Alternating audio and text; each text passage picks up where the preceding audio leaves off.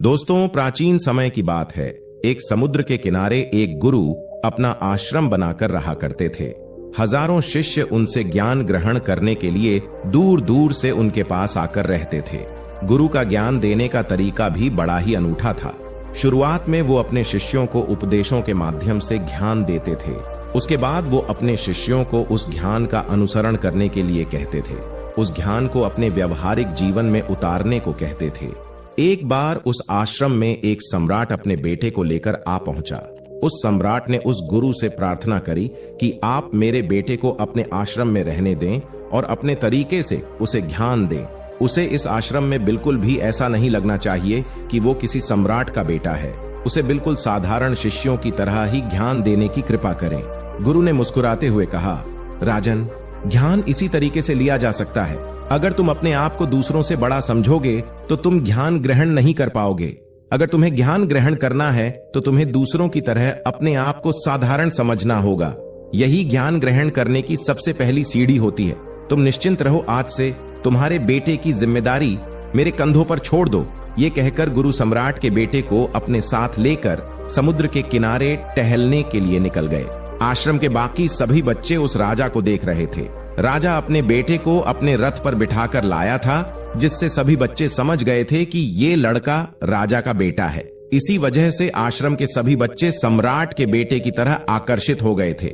जब गुरु सम्राट के बेटे को लेकर समुद्र पर टहल रहे थे तो सम्राट का बेटा अचानक फूट फूट कर रोने लगा, क्योंकि अभी वो सिर्फ 12 वर्ष का था और 12 वर्ष की आयु में उसके पिता उसे अपने से दूर छोड़कर चले गए थे। ये सदमा वो बच्चा सहन नहीं कर पा रहा था। वो नहीं समझ पा रहा था कि उसके पिता उसकी भलाई के लिए उसे उस गुरु के पास छोड़कर गए हैं। उसे रोते हुए देखकर गुरु ने कहा कि बेटा, मैं तुम्हें चुप नहीं करूंगा। हो सकता है कि आज मैं तुम्हारे आंसू पोंछ दूं, लेकिन कल तुम फिर अपने आप को अकेला पाओगे। याद रखना, जीवन में इंसान अकेला आता है और अकेला ही जाता है। जितनी जल्दी जो इंसान इस बात को समझ लेता है, वो उतनी जल्दी आत्मज्ञान के रास्ते पर निकल पड़ता है। गुरु ने अपनी बात आगे बढ़ाते हुए कहा कि जो इंसान अकेला रहना सीख लेता है वही खुद से प्यार कर पाता है, और जो खुद से प्यार करना जानता है वो किसी के भी जाने का अफसोस नहीं करता, क्योंकि वो खुद से ही प्यार करता है। धीरे धीरे तुम आश्रम के माहौल में ढल जाओगे। शुरुआत में तुम्हें समस्या आ सकती है, लेकिन कुछ दिनों के बाद तुम इसे आत्मसात कर लोगे। उसके बाद तुम्हें यही जगह बहुत अच्छी लगने लगेगी। ये जगह तुम्हें अपनी महल जैसी लगने लगेगी। संध्या हो चली थी। समुद्र के दूसरे छोर पर सूरज छिपने लगा था और अपनी लालिमा पूरे आसमान में बिखेर रहा था। बड़ा ही सुंदर दृश्य था और गुरु शिष्य को अपने साथ लेकर आश्रम में वापस लौट आए। उस शिष्य को भी थोड़ी सांत्वना मिली, क्योंकि गुरु की आंखों में एक अभूतपूर्व शांति झलक रही थी। और जब हम किसी एकांतवासी गुरु की आंखों में वो शांति देख लेते हैं तो हमारे हृदय से भी सारा भार हट जाता है। मन एकदम निर्मल हो जाता है। जब सम्राट का बेटा रात्रि का भोजन करने के लिए भोजन कक्ष में पहुंचा तो आसपास के सभी शिष्य उसके पास आने लगे। उन सभी को पता था कि ये सम्राट का बेटा है और अगर हम इससे दोस्ती कर लेते हैं तो उससे हमारा बहुत फायदा होने वाला है। यही सोचकर आश्रम के ज्यादातर ने उसे घेर लिया था। बस कुछ बच्चे जो अकेले रहने का महत्व समझते थे, जो दिखावे में विश्वास नहीं करते थे, वो उस सम्राट के बेटे के पास जाने की बजाय अपना पूरा ध्यान खाने पर लगा रहे थे और एकांत में बैठकर अपना भोजन कर रहे थे। कुछ दिनों के बाद सम्राट के बेटे की आश्रम के ज्यादातर बच्चों के साथ दोस्ती हो गई। अब वो आश्रम में उन बच्चों के साथ घूमता, उन्हीं के साथ अपना ज्यादातर समय बिताता। आखिरकार सम्राट का बेटा था, सुख सुविधाओं में पला बड़ा था, क्योंकि हमेशा आसपास बहुत से दास औरतें और आसिया होती थीं।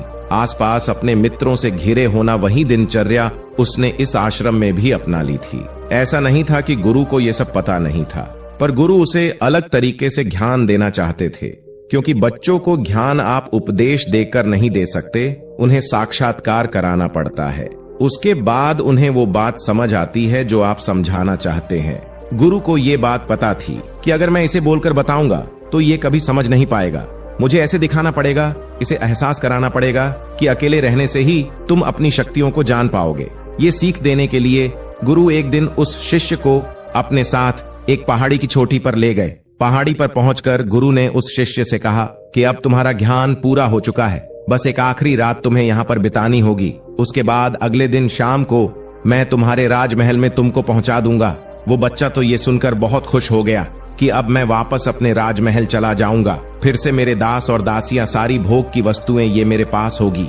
उस शिष्य ने गुरु से पूछा, गुरुवर, मुझे आज रात आप यहाँ पहाड़ी पर क्यों छोड़ रहे हैं? आखिर मुझे कौन सा आखिरी ज्ञान यहाँ से मिलेगा? फिर गुरु ने मुस्कुराते हुए कहा कि यहाँ पर चट्टान के पीछे तुम्हें छिपकर बैठना होगा। यहाँ पर रोज रात को एक बाज जाता है, तुम्हें उस बाज को देखना है, बड़ी गौर से देखना है, हर गतिविधि देखनी है, और उस बाज को देखने के बाद अगले दिन अगर तुम उस बाज की खूबियां मुझे बता पाए तो मैं तुम्हें तुम्हारे राजमहल वापस भिजवा दूंगा। याद रहे, सुबह आने से पहले एक बात पर और ध्यान देना है। एक चरवाहा यहाँ पर अपनी भेड़ों को चराने के लिए आता है, तुम्हें उन भेड़ों की गतिविधियां भी देखनी है। याद रखना, बाज की गतिविधि रात को और भेड़ों की गतिविधि सुबह में। अगर तुम दोनों की गतिविधि ध्यान से देखकर मुझे बता पाए तो तुम इस आश्रम से हमेशा के लिए आजाद हो जाओगे, तुम्हारा ज्ञान पूरा हो जाएगा। मैं तुम्हारे पिता को कह दूंगा कि ये बच्चा हमारे आश्रम का सबसे ध्यानी बच्चा है। ये कहकर गुरु अपने आश्रम में वापस लौट आए और वो बच्चा वहीं पर उस चट्टान के पीछे खड़ा हुआ था। उस बाज का इंतजार करने लगा। काफी वक्त बीत जाने के बाद वहां पर एक बाज अपने बच्चों के साथ आ पहुंचा। सम्राट के बेटे ने पूरी रात उस बाज की गतिविधि बड़े ही ध्यानपूर्वक देखी और सुबह होने के बाद जब चरवाह वहां पर अपनी भेड़ों को लेकर पहुंचा तो उसने एक अभूतपूर्व दृश्य देखा। उसने देखा कि वो बाज भेड़ की एक मेमने को अपने पंजों में दबाकर आसमान में उड़ गया। उसने उस भेड़ के बच्चे का शिकार कर लिया था। ये सारा दृश्य देखकर वो बच्चा आश्रम में वापस अपने गुरु के पास पहुंचा। इससे पहले कि गुरु उसे कुछ पूछते, उसने गुरु को प्रणाम करते हुए कहा, गुरुवर, आप आश्रम के सभी बच्चों को यहाँ पर बुला लीजिए। मैं सब लोगों को बताना चाहता हूँ कि मैंने क्या देखा। जब आश्रम के सभी बच्चे वहां पर पहुंच गए तो उस सम्राट के बेटे ने कहना शुरू किया कि मैंने अपने जीवन में बहुत से पक्षियों को देखा है, लेकिन बाज उन सभी पक्षियों में से सबसे अद्भुत और सबसे अलग होता है। उदाहरण के लिए, एक तोता हम सभी ने देखा है। तोता बोलता तो बहुत है लेकिन कभी ऊंचा नहीं उड़ पाता, लेकिन एक बाज जो कि हर समय शांत रहता है, वो आकाश को भी छू सकता है।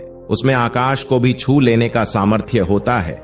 जब भी एक बात अपने शिकार को निश्चित कर लेता है तो वो उसी शिकार पर अपनी नजरें गड़ाए रहता है, चाहे वो कितनी भी ऊंचाई पर क्यों ना हो, चाहे कितना भी बड़ा तूफान क्यों ना जाए, लेकिन उसकी नजर हमेशा अपने लक्ष्य पर स्थिर रहती है। आज सुबह जिस बाज को मैंने देखा, उसने हर भेड़ को अपना शिकार नहीं बनाया, बल्कि उस भेड़ के झुंड में से उसने उस भेड़ के मेमने को अपना शिकार बनाया। उस बाज की तरह हमें भी अपना ध्यान अपने एक ही लक्ष्य पर स्थिर रखना चाहिए। चाहे जीवन में कितनी भी अड़चने क्यों ना आए, हमें अपना लक्ष्य स्पष्ट दिखाई देना चाहिए। अलग अलग लक्ष्यों में अपनी ऊर्जा बर्बाद करने की बजाय हमें किसी एक लक्ष्य पर पूरी एकाग्रता के साथ ध्यान देना चाहिए। तीसरी बात जो मैंने उस बाज से सीखी और जो हम सभी को सीखनी चाहिए, वो ये है कि बाज कभी भी दूसरे पक्षी के साथ नहीं उड़ता, वो हमेशा आकाश में अकेला उड़ता है। इससे हमें ये सीख लेनी चाहिए कि हमें कभी भी छोटी सोच वाले लोगों के साथ नहीं रहना चाहिए। आखिरकार हम भी वही बन जाते हैं जिनके साथ हम रहते हैं। इसीलिए या तो बड़ी सोच वालों के साथ रहो या फिर अकेले रहो, क्योंकि जब हम अकेले रहते हैं तभी हम खुद की ताकत और खुद की कमजोरियों को जान पाते हैं। कमजोरियों को जानकर उनको दूर कर सकते हैं और अपनी ताकत को जानकर उसका सही इस्तेमाल कर सकते हैं। लेकिन वो तभी संभव होगा जब हम अकेले रहना सीखेंगे। चौथी सीख जो हमें एक बाज से लेनी चाहिए कि एक बाज हमेशा अपनी सीमाओं से ऊपर उठकर उड़ता है। जब तूफान आता है तो हर एक पक्षी अपने घोंसले की तरफ भागता है, खुद को छुपाने की जगह ढूंढता है, लेकिन बाज ऐसा कुछ भी नहीं करता। वो खुद की सीमाओं को तोड़कर बादलों से भी ऊपर उड़ने का प्रयास करता है। हवाएं उसे थप्पड़े मारती हैं, पंख उसके बाहरी हो जाते हैं, पानी और धूल की वजह से उसे कुछ दिखाई नहीं देता, लेकिन वो फिर भी आसमान की तरफ उड़ता रहता है और अंततः बादलों से भी ऊपर निकल जाता है और वहां तब तक उड़ता रहता है जब तक मौसम ठीक नहीं हो जाता। अपनी सीमाओं को सिर्फ इसलिए तोड़ पाता है क्योंकि वो समस्या के आने पर उससे घबराता नहीं है, उससे डरकर बचने का प्रयास नहीं करता, बल्कि एक सकारात्मक नजरिए के साथ उसका सामना करता है। जीवन में चाहे कितनी भी अड़चने क्यों ना आए, हमें उन अड़चनों से लड़ना चाहिए। न कि उनसे डर कर कहीं छुप कर बैठना चाहिए। बहादुर तो वो लोग होते हैं जो तूफानों से टकरा जाते हैं। कायर तो अपने घर में, अपने घोंसले में अपनी जगह ढूंढ कर बैठ जाते हैं। पांचवी बात जो हम एक बात से सीखनी चाहिए कि बाज कभी भी अपने घोंसले में घास के कोमल तिनके नहीं रखता। जो तिनके एक कोमल होते जाते हैं वो उन्हें निकाल कर फेंकता रहता है। उसी तरह चाहे कितनी भी आरामदायक जिंदगी आपको मिली हो, लेकिन उस आराम से ऊपर उठकर अपने आलस्य को तोड़कर जीवन में मेहनत करते रहना चाहिए। जीवन में पसीना बहाना चाहिए, शारीरिक मेहनत करनी चाहिए। अपने घोंसले से कोमल तिनके उठाकर फेंक दो और आज ही अपने आलस्य को तोड़कर निकल पड़ो। हर दिन अपने आप को चुनौतियां दो, हर दिन मुश्किलों से लड़ो, क्योंकि वही मुश्किलें तुम्हें मजबूत बनाएंगी। जंगल के राजा शेर को भी झुंड बनाकर शिकार करते हुए देखा जा सकता है, लेकिन बाज हमेशा अकेला शिकार करता है, क्योंकि वो जानता है कि भीड़ हौसला तो देती है मगर साहस छीन लेती है। आदमी को हमेशा अकेले ही आगे बढ़ना होता है। यही कारण होता है कि वो जल, थल और नभ और सभी जगहों पर अपने शिकार का परचम लहरा सकता है। बाज की उम्र लगभग 70 साल की होती है, लेकिन 40 साल में ही उसका शरीर बूढ़ा हो जाता है। नाखून उसके पैरों में ढंसने लगते हैं, पंख उसके शरीर में चिपक जाते हैं, उसकी चोंच मुड़ जाती है, उसका शरीर भारी हो जाता है। ऐसी स्थिति में शिकार करना तो क्या, उड़ने की भी हालत नहीं रहती उसकी। ऐसे में उसके पास सिर्फ 2 विकल्प होते हैं। पहला, या तो वह खुद की इस अवस्था को स्वीकार कर ले और भूखा प्यासा मर जाए, या किसी दूसरे जानवर का शिकार बन जाए। और दूसरा विकल्प ये होता है कि वो 6 महीने एक बहुत ही दर्दनाक प्रक्रिया से गुजरे और खुद को फिर से पहले जैसा मजबूत बना ले। लेकिन बाज तो बाज है, वो दूसरा विकल्प चुनता है। इसके लिए वो खुद को एक बहुत ही ऊंचे पहाड़ पर ले जाता है, जहां वो पहले अपनी सोच से अपने सारे पंख खींच खींच कर उखाड़ देता है और फिर चट्टान पर पैर मार मार कर अपने पंजे तोड़ देता है। उसके बाद उसी चट्टान पर अपनी चोंच को पटक पटक कर तोड़ देता है और इस लहूलुहान अवस्था में खुद को दूसरे जानवरों से छुपाता फिरता है। अगले 6 महीने तक वो इसी दर्दनाक प्रक्रिया से गुजरता है और इंतजार करता है नए चोंच, नए पंख और नए पंचों का। तब फिर वो अपनी नई जिंदगी शुरू करता है और निकल पड़ता है अपने शिकार पर और अगले 30 सालों तक फिर से राज करता है। इसीलिए समय आने पर हमें भी अपनी पुरानी आदतों को छोड़ना पड़ता है और कुछ नया सीखना पड़ता है। समय के साथ बदलना पड़ता है, अपने आप को तैयार करना पड़ता है, वरना हमारा भी शिकार हो सकता है, हम भी पीछे रह सकते हैं। इसके बाद सम्राट के बेटे ने भेड़ों की विशेषता बताते हुए कहा कि भेड़ हमेशा झुंड में चलती हैं। उन्हें झुंड में एक साथ चलने से हिम्मत मिलती है, लेकिन जैसे ही उन पर शिकार होता है वैसे ही वो भीड़ तितर बितर हो जाती है और उस पूरी भीड़ में से एक भी भेड़ अपने साथी की मदद करने के लिए वापस नहीं लौटती। तो इससे हमें ये सीख मिलती है कि हमारे साथ कितने भी लोग खड़े हो, किसी पर भी यकीन नहीं करना। यकीन करना तो खुद पर करना, क्योंकि बुरा समय आने पर वो भीड़ कब तितर बितर हो जाएगी आपको पता ही नहीं चलेगा। गुरु को प्रणाम करते हुए सम्राट के बेटे ने अपने गुरु से कहा कि गुरुदेव, अगर मुझसे कोई सीख रह गई हो तो कृपया करके आप बताने की कृपा करें। गुरु ने सभी बच्चों को संबोधित करते हुए कहा कि ये सभी बातें जो अभी इस बच्चे ने बताई है सब सही है, लेकिन ये सारी खूबियां आप लोगों में तभी पैदा हो पाएगी जब आप अकेले रहने का अभ्यास करेंगे। आपने देखा होगा कि बाज कभी भी किसी दूसरे पक्षी के साथ नहीं रहता, ना ही किसी के साथ अपनी जोड़ी बनाता। वो आसमान में अकेला उड़ता है और अकेला उड़ने की वजह से वो अपनी ताकत और अपनी कमजोरियों को जान पाता है। इसके बाद गुरु ने अपनी बात खत्म करते हुए कहा कि मैं आज रात इस सम्राट के बेटे को इसके राजमहल में छोड़ने के लिए जा रहा हूँ, क्योंकि इसके सीख यहाँ पर पूरी हो गई है। और ये कहकर गुरु उस सम्राट के बेटे का हाथ पकड़कर राजमहल की तरफ रवाना हो गए और बाकी के सभी बच्चे उन्हें पीछे से जाते हुए देखते रहे।